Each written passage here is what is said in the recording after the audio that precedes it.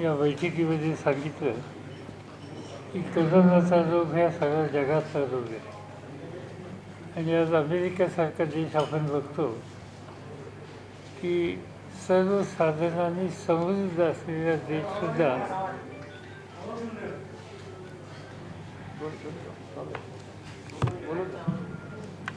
सर्वसाधारणाने समृद्ध असलेला देशसुद्धा कोरोनाच्या संकटातून मुक्त होण्याच्या दृष्टीनं यशस्वी झालं असं दिसत नाही. तिची संख्या ही प्रचंड आहे. दुर्दैवानं त्याची लागण भारतात सुद्धा झाली.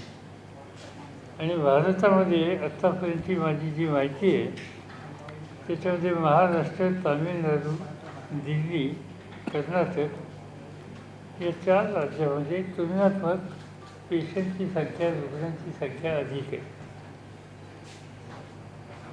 महाराष्ट्राचा ज्यावेळी आम्ही विचार करतो त्यावेळी मुंबई, ठाणे, कल्याण, डोंबिवली, औरंगाबाद, नाशिक, कोल्हापूर, अकोला या ठिकाणी ही संख्या वाढते असे दिसतं.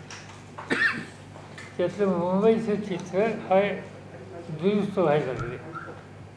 मुंबईमधली प्रतिदिवशी रुग्णांची जी काही संख्या आहे ती 1 महिन्यापूर्वी जी होती आणि आज होती याच्यात फरक आहे.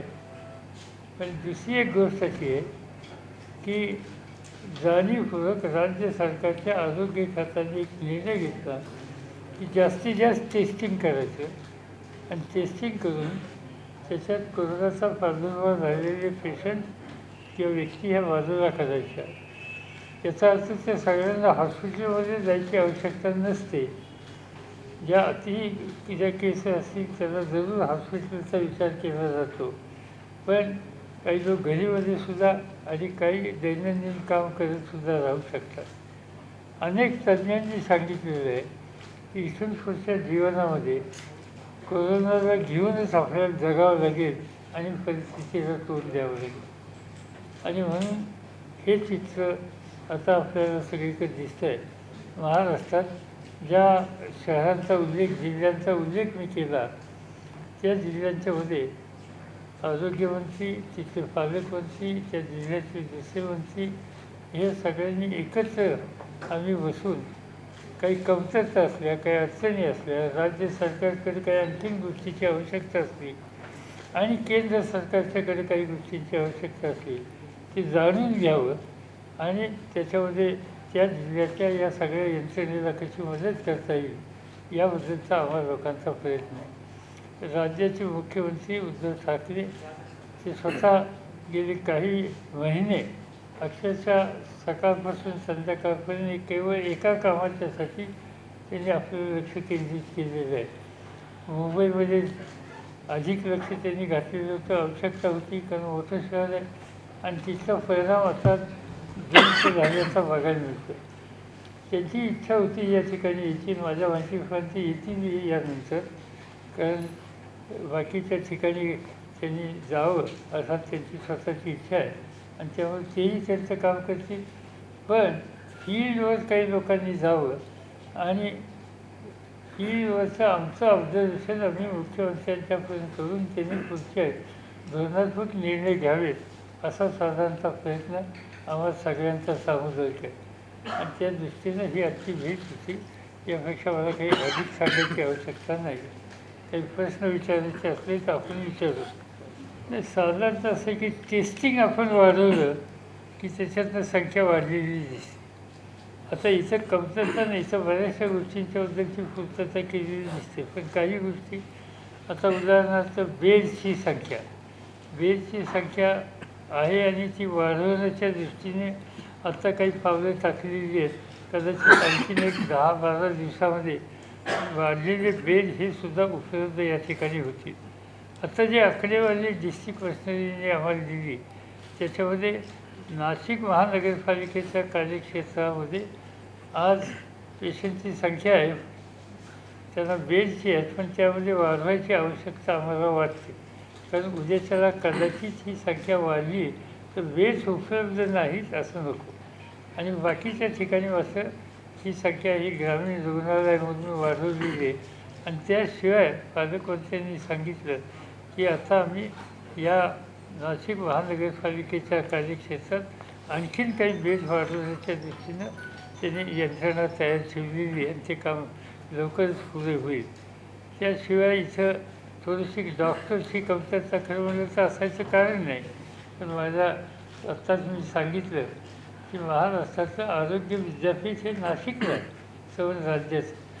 डॉक्टर्स तयार करण्याची युनिव्हर्सिटी इथं आहे आणि इथं डॉक्टर्स यांची उपलब्धता नाही किंवा तयार झालेले डॉक्टर कोरोना पेशंटच्यासाठी लक्ष देण्याच्यासाठी पुढे येत नाहीत काही प्रमाणात.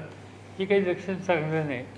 पण त्याच्यासाठी जिल्ह्याच्या यंत्रणेला डिझास्टर मॅनेजमेंटचा जो कायदा आहे त्याच्यातून खूप अधिकार आहेत. त्या अधिकाराचा वापर करण्याची वेळ डॉक्टर लोकांच्यावर येऊ नये अशी आमची अपेक्षा आहे.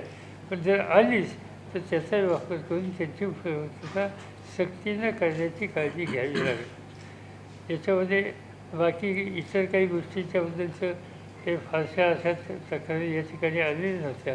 बेडची संख्या, डॉक्टरांची संख्या, बाकीच्या ह्या सुविधा आणि काही विशिष्ट प्रकारची औषधं जी अतिशय महाग आहेत तर ती काही इंजेक्शन्स आहेत. तर आम्ही काही संस्थांशी बोललो आहे आणि आता आजच एक 50 इंजेक्शन्स इथं गरीब पेशंटच्यासाठी द्यायला आता मी जिल्हाधिकाऱ्यांच्याकडं त्या ठिकाणी उपलब्ध करून दिलेली आहे. ही औषधं विनामूल्य आहेत. मागी 25 दिली आणि यापूर्वी 25 प्रोफेसरांनी पाठवलेली होती. अशी काही जी दुर्मिळ औषधं आहेत, जी महागडी आहेत पण उपयुक्त आहेत, त्याची उपलब्धता करून द्यायचाही प्रयत्न आम्ही लोक करतो आहोत. असं आहे की माझी काही त्याच्यात मी काही फारसा विचार केलेला नाही. तिथली स्थानिक परिस्थिती बघून स्थानिक लोकांना विश्वासात घेऊन करावं.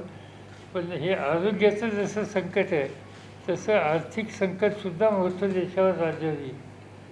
आज महाराष्ट्राचा जर औद्योगिक विचार आपण केला तर त्या औद्योगिक उभारणीमध्ये जसं पुणे आहे, एकेकाळी मुंबई होती, आता मुंबई उद्योगधंद्यात राहिलेली नाही. पण नाशिक, औरंगाबाद, पुणे ही नागपूर ही औद्योगिक महत्त्वाची केंद्र आहेत. त्यामुळे इंडस्ट्री ही सुद्धा रिवाईव्ह करण्याच्याबद्दलचा विचार करावा लागेल. काम करणारा इथला कामगार कोरोनाच्या भीतीनं UP, झारखंड, बिहार, राजस्थान वगैरे वगैरे राज्यात गेला तो आता परत यायला उत्सुक आहे. तर त्यांना या ठिकाणी लवकर कसं आणून देता येईल आणि कारखानदारी ही पूर्ण कपॅसिटीने चालून इथली अर्थव्यवस्था महाराष्ट्राची कशी रिवाईव्ह होईल याची काळजी घेणं ह्याची आवश्यकता आहे. तोही प्रश्न आम्ही समजून घेतो. मला असं वाटतं की हे जे आरोग्य विभागाच्या वतीनं सेंट्रलच्या ज्या स्कीम्स आहेत त्या स्कीमच्या वतीनं मला वाटतं थोडंफार म्हणजे ते व्हेंटिलेटर्स देणं किंवा PPE किट्स देणं काही गोष्टी त्यांच्याकडे आलेल्या आहेत. तुम्ही जे एकदम तो 20,000 कोटी का काय असा आकडा मी ऐकला, अजून आमच्यापर्यंत काही आमच्या ज्ञानात काही भर पडलेली नाही. मला या सगळ्या कार्यक्रमात आम्ही सगळे या ठिकाणी आहोत. आम्ही कुठल्या राजकीय विचाराने नाही, या महाराष्ट्रातल्या जनतेचं आम्ही सगळेजण देणं लागतो आणि अशा वेळेला इथं राजकीय भिन्नता न आणता या काळात जे जे काही करता येईल ते करावं. त्याच्याबद्दलचा आमचा अप्रोच आहे. देवेंद्र फडणवीस असो, तुम्ही काही असो, त्यांनीसुद्धा या कामात लक्ष घालावं अशी आमची अपेक्षा आहे. असं की आरोग्यमंत्री त्याच्यावर सांगते. हे बघा, आपण एकीकडे संख्या वाढते हे लक्षात घेत असताना 7,798 रुग्ण पूर्णतः बरे होऊन गेले. हा एक अत्यंत महत्त्वाचा जमेची बाजू. कारण इथे जवळजवळ आपण बरे होण्याचं टक्केवारी जर बघितलं तर 71% बरे होण्याची टक्केवारी. आज जरूर 2,738 हे आपले उपचार घेत असणारे रुग्ण आहेत. परंतु एक नक्की आहे की जे 3 कॅटेगरीज बनवलेल्या आहेत, तिन्ही कॅटेगरीजमध्ये 1/3 आणि DCH मध्ये अर्धे अशा स्वरूपाने आज बेड्स उपलब्ध आहेत. त्यामुळे जी इन्फ्रास्ट्रक्चर लागतं, हेल्थ इन्फ्रास्ट्रक्चर, ते पूर्ण व्यवस्थित नाशिकमध्ये आहे. पण तरीसुद्धा भुजबळ साहेब नवीन हॉस्पिटल, नवीन काय म्हणायचं त्याला, DCH कॅटेगरीचं जे काही सुविधा आहेत त्या साधारणपणे नवीन करण्याच्या संदर्भात सुद्धा येणाऱ्या काळात 277 बेड्स वाढवण्याच्या संदर्भाने प्रयत्न करत आहेत. आणि मला वाटतं की म्हणजे सांगायचा मुद्दा एवढाच आहे की कुठलीही सुविधेत कमी नाही. आज जे 2 महत्त्वाचे निर्णय घेण्यात आले जनतेच्या दृष्टिकोनातून मुद्दाम सांगतो. सर्व लोकप्रतिनिधींचं म्हणणं असं होतं की सहज पद्धतीनं कुठल्या हॉस्पिटलमध्ये बेड उपलब्ध आहे हे कळावं. त्यासाठी कॉल सेंटर हा एक महत्त्वाचा विषय आम्ही केलेला आहे, जो कलेक्टर ताबडतोबीनं इम्प्लिमेंट करतील. सामान्य माणसाला कळेल, वर्तमानपत्रातून कळेल की कोणत्या हॉस्पिटलमध्ये कोणत्या कॅटेगरीचं बेड उपलब्ध आहे. मला वाटतं हे फार महत्त्वाचं काम होईल. टास्क फोर्स इथे आहे, डेथ ऑडिट कमिटी या ठिकाणी केली जाणार आहे. आणि सगळ्यात महत्त्वाचं आम्ही 2-3 महत्त्वाच्या सूचना एवढ्याच दिल्यात की अजून ट्रेसिंग वाढवली पाहिजे, इन्स्टिट्यूशनल क्वारंटाईन वाढवलं पाहिजे, टेस्टिंग आत्ताच जसं माननीय पवार साहेबांनी सांगितलं ते तसं वाढवलंच पाहिजे. इथे अँटीजन टेस्टला सुद्धा आम्ही मोठ्या पद्धतीनं वाव देतो आहोत आणि ते आम्ही त्या ठिकाणी करतो आहोत. आणि त्यांचं म्हणणं की ती बिलच म्हणजे आणि सगळ्यात महत्त्वाचं आपण डॉक्टर्सच्या अनुषंगाने आणि बिल्सच्या अनुषंगाने जे सांगतायत, तर डॉक्टर्सच्या अनुषंगाने एक सांगेन की IMAला अक्षरशः सहभागी करून घेतलंच पाहिजे कलेक्टरनी, असं एक आवर्जून आम्ही सांगितलं आहे. आमच्या डिपार्टमेंटसुद्धा कम्युनिटी हेल्थ ऑफिसर जे आहेत ते आज ट्रेनिंग घेत आहेत, तर त्यांची ट्रेनिंग आम्ही पोस्टपोन करू. पण राज्यातले 3000 कम्युनिटी हेल्थ ऑफिसर्स जे आहेत ते आता आम्ही या सेवेसाठी उपलब्ध करून देऊ. आणि सगळ्या लोकप्रतिनिधींचं असं म्हणणं होतं की प्रायव्हेट हॉस्पिटल्स आजही जे कोविड हॉस्पिटल्समध्ये जे ज्यांचं उल्लेख केलेला आहे ते हॉस्पिटल्स जास्तीचे बिल्स घेत आहेत. त्या संदर्भात अत्यंत स्पष्ट सूचना आहेत, नोटिफिकेशन आहे की ऑडिटर जे गव्हर्नमेंटचे ऑडिटर आहेत, जिल्हा परिषदचे ऑडिटर असतात, महानगरपालिकेचे ऑडिटर्स असतात, ह्या सगळ्या ऑडिटर्सला एक हॉस्पिटल देण्यात येईल. जे बिल देण्यात येईल ते अगोदर हॉस्पिटलच्या बिल ऑडिटरकडे जाईल. ऑडिटर त्याला व्हेरीफाय करेल की खऱ्या अर्थाने आपण जे काही पॅकेज ठरवलेलं आहे त्या अनुषंगानेच केलं आहे का नाही, किंवा जे महात्मा ज्योतिबा फुले जन आरोग्य योजनेचे हॉस्पिटल आहेत त्या ठिकाणी मोफत खऱ्या अर्थाने ज्या 977 उपचार आहेत ते होत आहेत का नाही हे सगळं तपासेल.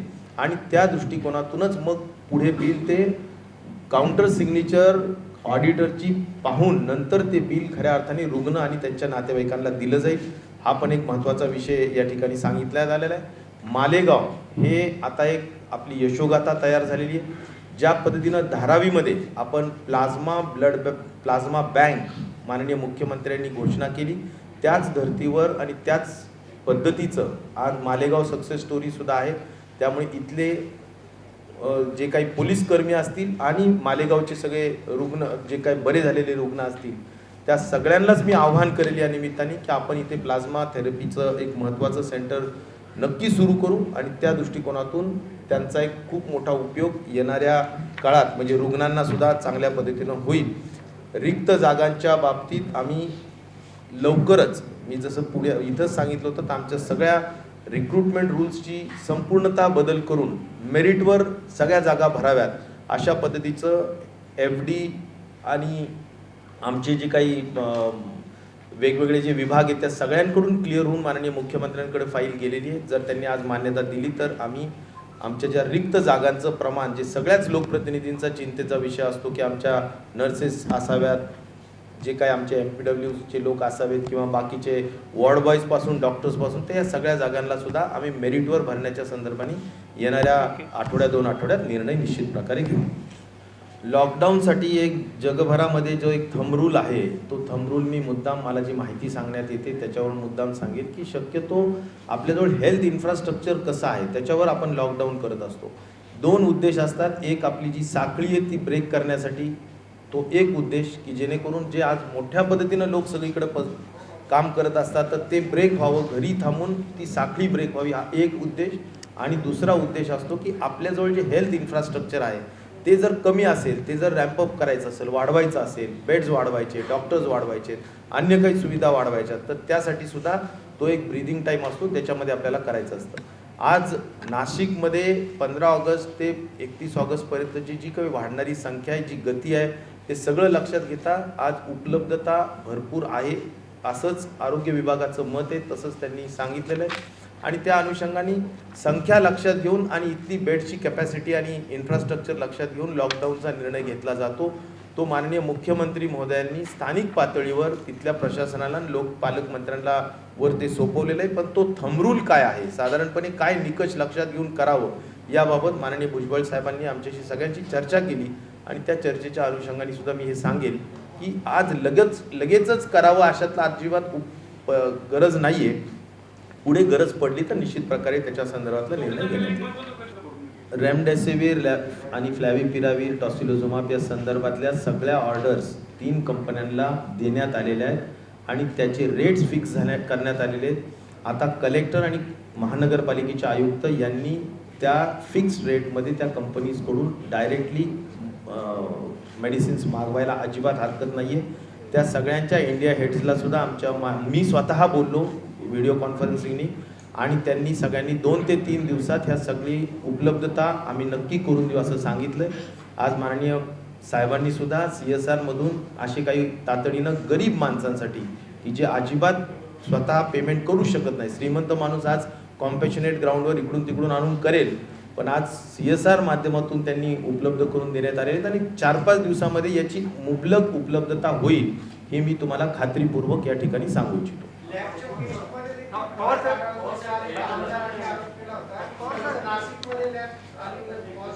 लॅबच्या बाबतीत सुद्धा चर्चा झाली. लॅबमध्ये सेन्सिटिव्हिटी या जी काय RT-PCR आहे ती साधारण 66% आहे. त्यामुळं फॉल्स निगेटिव्ह केसेस होऊ शकतात, पण त्याचा काही म्हणजे तो आहे जगभरातलाच तो विषय असतो. काही ठिकाणी अशा होतात, पण त्यात आम्ही त्यांना एक्सप्लेन केलं की 4थ्या दिवशी पॉझिटिव्ह येऊ शकतं, 5व्या दिवशी तो निगेटिव्ह येऊ शकते. त्याच्या बाबतीतलं त्यांना प्रॉपरली आम्ही एक्सप्लेन केलेलं आहे. मला म्हणायचं महाराष्ट्र राज्य 1 नंबरचं असं राज्य आहे देशामध्ये की ज्यांनी पेशंट सेंट्रिक रुग्ण खऱ्या अर्थाने केंद्रित निर्णय घेतलेत. 80% बेड्स प्रायव्हेट हॉस्पिटलमधून घेऊन त्यावर आता 2 अधिकारी नेमायचं ठरलंय. एक बेड्स उपलब्धतेसाठी आणि दुसरं तुमच्या बिल्सची चेकअप करून राईट बिल देण्यासाठी. असे 2 अधिकारी प्रत्येक कोविड हॉस्पिटलला प्रायव्हेटच्या नेमल्या जातील आणि तुम्ही सांगितलेल्या या प्रश्नाची सोडवणूक त्या अधिकाऱ्यांनी जाणीवपूर्वक करायची. पुढे जायचं मी काही त्याचा विचार केलेला नाही. मला कोरोनाची संकटाची समस्या वाढेल असं कुठलंही काम नको. आत्तापर्यंत विशेषतः महाराष्ट्रातल्या अल्पसंख्याक समाजाने मागच्या ईदच्या वेळेला, शब्बे रोजच्या वेळेला, मासी ईदच्या वेळेला, तिसी ईदच्या वेळेला अतिशय समंजसपणाची भूमिका घेतली. याचं उत्तम उदाहरण मालेगाव आहे. आणि त्यामुळं जसं सहकार्य या सगळ्या घटकांनी त्या काळात केलं, त्या कार्यक्रमाच्या वेळेत केलं, तसंही पुढे करतील आणि त्याची आवश्यकता आहे.